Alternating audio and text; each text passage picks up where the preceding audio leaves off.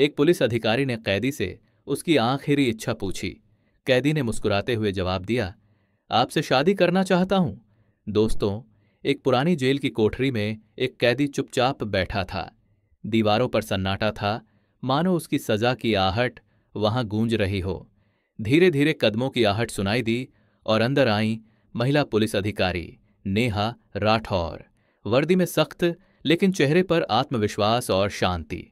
नेहा हाल ही में पोस्टिंग पाकर थाने की प्रभारी बनी थीं। साहसी, ईमानदार और बेहद कर्मठ। उन्होंने कैदी की ओर देखा और कहा, अर्जुन वर्मा, तुम्हारे पास अब केवल 2 महीने का समय है। उसके बाद सज्जाए मौत दी जाएगी।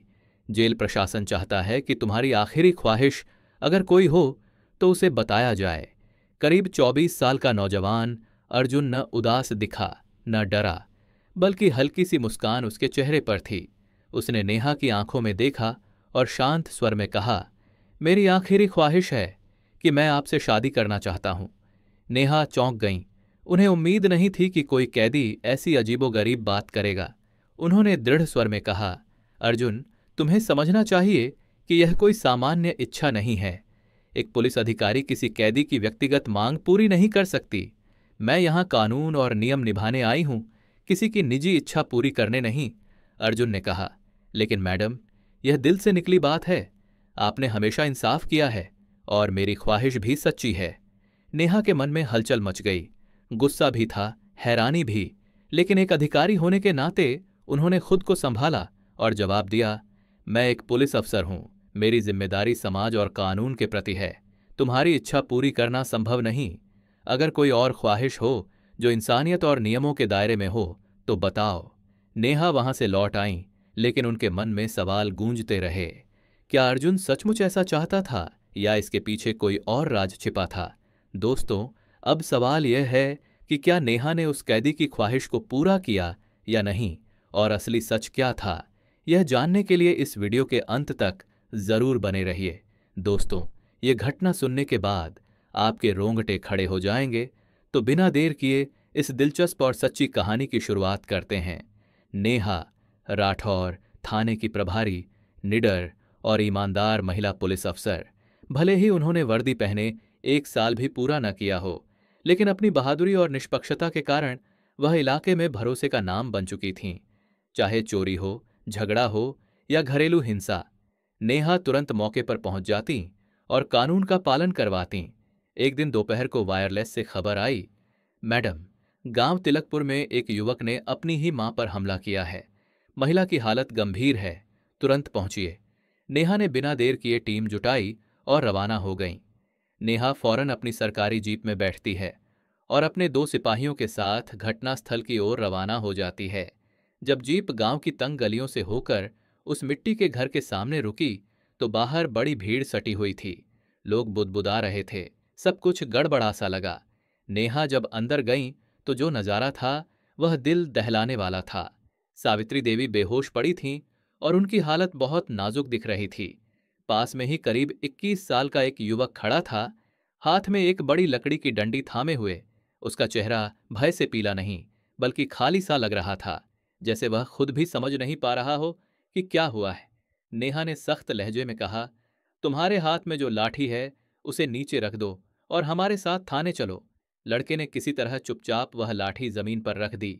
न तो उसने विरोध किया, न कुछ कहा, बस मौन था।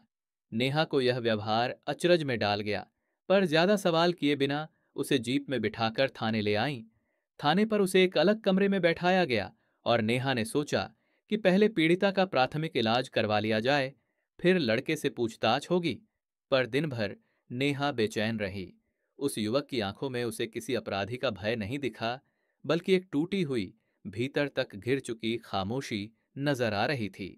करीब 3 घंटे बाद नेहा के पास उच्च अधिकारियों का आदेश आया। लड़के को अदालत में 24 घंटे के भीतर पेश करना होगा। मामला गंभीर था, अपनी ही मां पर जानलेवा हमला। समाज में ऐसे अपराध को बहुत निंदनीय माना जाता है। नेहा लड़के को न्यायालय ले गईं, जहां वकील और जजों की मौजूदगी में उससे सवाल किए गए। तुम्हारा नाम क्या है? अर्जुन वर्मा, वह संक्षेप में बोला। क्या तुमने अपनी मां पर हमला किया? अर्जुन चुप रहा, कोई जवाब नहीं। क्या तुम दोषी हो? फिर वही सन्नाटा। मौके पर मौजूद साक्ष्यों के आधार पर घटनास्थल पर अर्जुन के हाथ में लाठी देखी गई थी और पीड़िता बेहोश पाई गई थी। अदालत ने उसकी चुप्पी को स्वीकार्यता के रूप में लिया। जज ने फैसला सुनाया कि अर्जुन वर्मा को कानूनी धाराओं के तहत दोषी पाया जाता है और सजा के रूप में 2 महीने बाद सख्त कार्रवाई हो सकती है। यह घोषणा होते ही हलक में हलचल मच गई, पर अर्जुन बिल्कुल शांत खड़ा रहा। उसकी आंखों में कोई भाव नहीं उभरा, न डर, न पश्चाताप, न रोष। कोर्टरूम के बाहर नेहा खड़ी थीं, विश्वास से बाहर कि वही लड़का जो पकड़े जाने पर चुप रहा और किसी तरह का विरोध नहीं किया, इतना बड़ा अपराध कर सकता है। जब वह गांव पहुंची थी, तब भी अर्जुन की आंखों में वैर नहीं था, बल्कि एक बेचैन खामोशी थी, मानो कोई अंदरूनी तूफान उसे घेर रखा हो। फैसले के बाद नेहा उसे वापस थाने लेकर आईं और एक सीलबंद कोठरी में रखा गया। अर्जुन की तरफ देखते हुए भी उस पर अफसोस का कोई अक्स नहीं था। रात के सन्नाटे में जब थाने का माहौल शांत हुआ, तो नेहा अकेले जाकर अर्जुन की कोठरी के पास खड़ी हुई। उन्होंने सोचा कि एक बार खुलकर बात कर लेनी चाहिए। धीमी आवाज में उन्होंने कहा, तुम्हें कोई तकलीफ तो नहीं? तुम्हारी मां तुमसे क्यों इस हालत में मिली और अब तुम्हें कुछ महीनों में सजाए कठोर भुगतनी पड़ सकती है? अर्जुन ने नेहा की तरफ देखा और हल्की सी मुस्कान दी, एक मुस्कान जो नेहा को और परेशान कर गई। नेहा ने डांटते हुए कहा, क्या तुम्हें यहां हंसी आ रही है? जिसने तुम्हें जन्म दिया उसकी हालत क्या है और तुम मुस्कुरा रहे हो? अर्जुन चुप रहा। उसकी मुस्कान के पीछे कुछ छिपा हुआ मालूम होता था, शायद दर्द, शायद कोई गहरी बात जो अभी बाहर नहीं आई थी। नेहा की आंखों में प्रश्न उभर आए, क्या अर्जुन वाकई अपराधी है या इस पूरे मामले में कुछ ऐसा है जो सबकी नजरों से बच गया है? उस दिन थाने का माहौल अजीब सा था। सुबह से नेहा तमाम मामलों को निपटा रही थीं, पर एक बेचैनी उनके अंदर बनी रही। अर्जुन वर्मा, जिस पर अदालत ने कड़ी सजा सुनाई थी, बार बार उनके दिमाग में घूम रहा था। वह लड़का जो न हिरासत में लड़खड़ा रहा था, न सुनवाई में कुछ बोल रहा था, नेहा को समझ में नहीं आ रहा था। लगता था कि या तो वह खुद को दोषी मान चुका है या फिर उसके पास अपना बचाव पेश करने का कोई माध्यम ही नहीं था। दोपहर के समय थाने में अचानक एक और महिला भीतर दौड़ती हुई आई, चेहरा फिक्रमंद और आंखों में आंसू थे। मैडम, हमारे घर में कोई घुस आया और चोरी कर ली है, गहने, नकदी सब कुछ ले लिया गया, वह हकलाते हुए कह रही थी। नेहा ने तुरंत गंभीरता दिखाई और अपने दोनों भरोसेमंद कांस्टेबल सुरेश और राजीव को कहा, तुम दोनों उस महिला के घर जाओ, आसपास की जांच करो, सबूत जुटाओ, तस्वीरें खींचो और पड़ोसियों से पूछताछ करो। नेहा ने राजीव और सुरेश को आदेश दिया, मुझे हर छोटी बड़ी जानकारी भेजते रहना। दोनों सिपाही उस महिला के साथ निकल गए। थाने में अब केवल 2 ही लोग थे, एक तरफ नेहा और दूसरी ओर कोठरी में बंद अर्जुन वर्मा। नेहा टहलते टहलते उसकी कोठरी के सामने जा खड़ी हुई, कुछ क्षण चुप रहीं, फिर गंभीर स्वर में बोलीं, अर्जुन, तुम्हें दुख नहीं होता? अदालत ने तुम्हें फांसी की सजा सुनाई है, सिर्फ 2 महीने बाद तुम्हारा जीवन समाप्त हो जाएगा। अर्जुन ने कोई प्रतिक्रिया नहीं दी, उसका चेहरा शांत दिखा, लेकिन नेहा को लगा कि उस शांति के भीतर कोई गहरा तूफान छिपा है। नेहा का स्वर थोड़ा सख्त हो गया, तुम अब तक खामोश क्यों हो? अदालत में भी कुछ नहीं बोले, थाने में भी चुप बैठे हो, अपने अपराध को मानते भी नहीं और न ही बचाव में कुछ कहते हो। क्या सोचते हो चुप रहकर तुम सजा से बच जाओगे? अगर सच में अपनी मां पर हमला किया है तो तुम्हें सजा मिलनी ही चाहिए। यह गलती माफ करने योग्य नहीं। अर्जुन ने अब भी नजरें झुका रखीं, लेकिन अचानक उसके होठों पर हल्की सी मुस्कान तैर गई। नेहा चौंक गईं।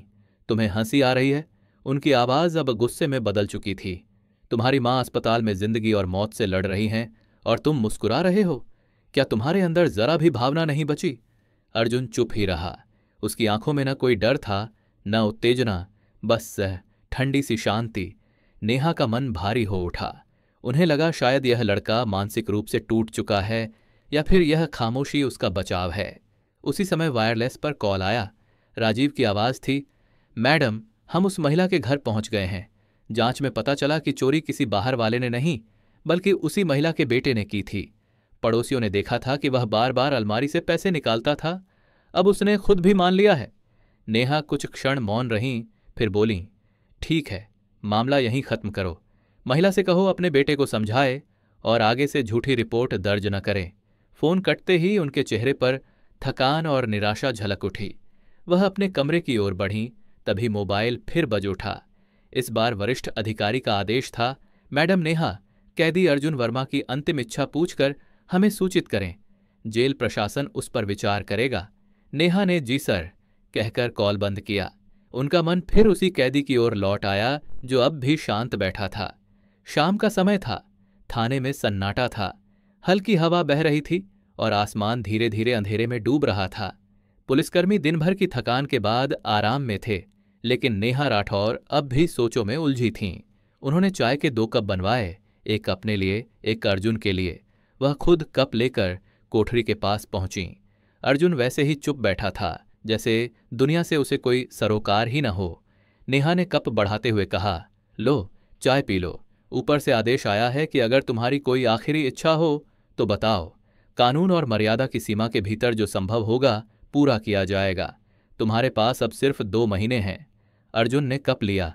हल्की मुस्कान के साथ नेहा की आंखों में देखते हुए बोला, मेरी आखिरी ख्वाहिश यह है कि मुझे जीते जी हर रात किसी कुंवारी लड़की के साथ रहने दिया जाए।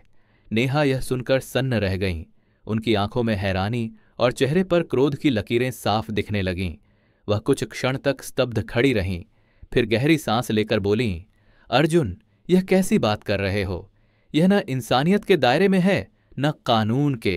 क्या आखिरी वक्त में भी तुम्हें कोई और ख्वाहिश नहीं सूझी? तुम्हारी यह मांग निंदनीय और अस्वीकार्य है।